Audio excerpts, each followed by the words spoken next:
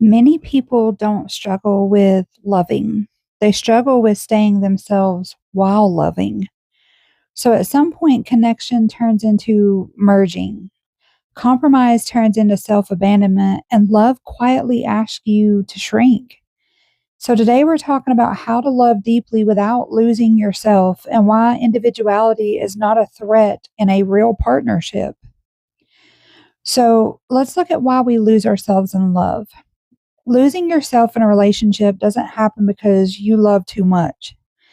It happens because you learn that love happens through attachment, or you equate closeness with safety. You fear abandonment more than misalignment, and you were taught to prioritize harmony over the truth. So you adapt, you accommodate, you disappear very slowly, not because you're weak, but because you're wired for connection. So let's look at the difference between merging and partnership. So merging says your needs matter more than mine, and a partnership says we matter and I matter too. So in merging, your world revolves around the relationship and your moods track their availability. Your identity becomes relational. But in a partnership, two whole people choose each other. Individual lives are respected and connection enhances, not replaces the self. So love doesn't require you to collapse, it requires coexistence. So the first sign you need to look at is you maintain your inner life. Well, healthy partnerships allow space for your thoughts, your emotions, your spiritual growth, and your personal growth. You don't need permission to be yourself. You don't edit your inner world to stay connected. Love that respects individuality invites authenticity. The second thing is you keep your purpose and your passion alive. So one of the first things that people sacrifice in love is momentum. So conscious love doesn't ask you to pause your becoming.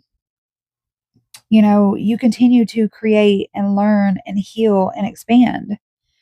So a partner doesn't compete with your purpose, they actually support it. Now the third thing is you can disagree without fear. So if disagreement threatens connection, individuality isn't safe. In a healthy partnership, conflict doesn't equal rejection. Different perspectives are allowed and you don't over explain to be understood. You're not responsible for managing their emotional response. Mutual respect makes room for difference. Now, the fourth thing is you set boundaries without guilt. Boundaries protect individuality. You can say, I need time alone, or I don't agree, and that doesn't work for me, and love remains. So, if boundaries lead to withdrawal or punishment, then the relationship is asking for compliance, not connection.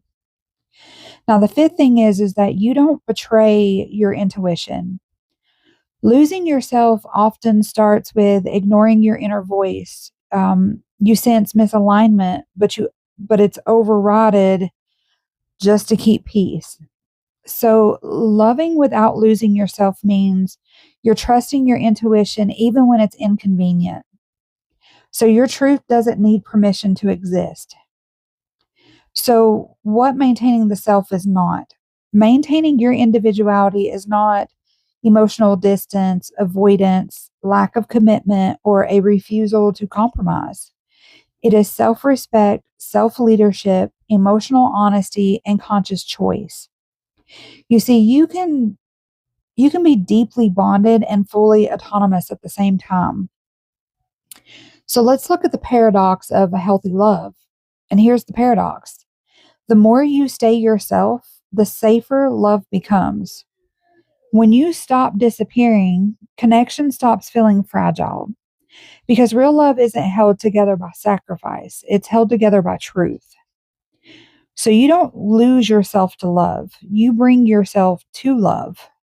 And the right partnership doesn't ask you to be less, it invites you to be more. So if this resonated, I want you to comment down below. Where have you noticed yourself shrinking in love? And if you're choosing conscious partnership instead of self abandonment, subscribe to the channel. Don't miss the next video because this channel is about love that expands, not love that consumes. And I will see you guys in the next video.